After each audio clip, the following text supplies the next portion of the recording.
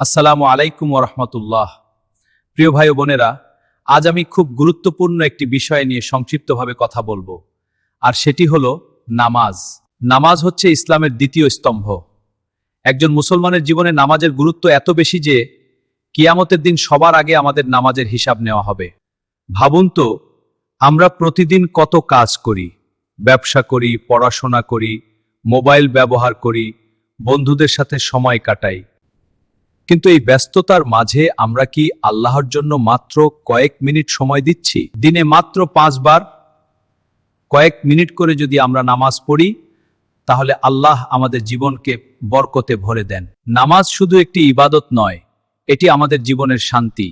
যখন মানুষ দুঃখে থাকে, কষ্টে থাকে, তখন নামাজই তাকে আল্লাহর কাছে নিয়ে যায়।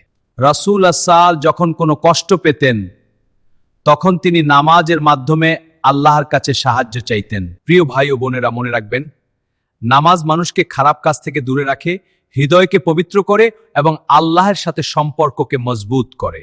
আজ থেকে আমরা সবাই একটি নিয়ত করি, যাই হোক না কেন, যত ব্যস্ততাই থাকুক, আমরা 5 ওয়াক্ত নামাজ কখনো ছেড়ে দেব না। আল্লাহ আমাদের সবাইকে নিয়মিত নামাজ তৌফিক দান করুন।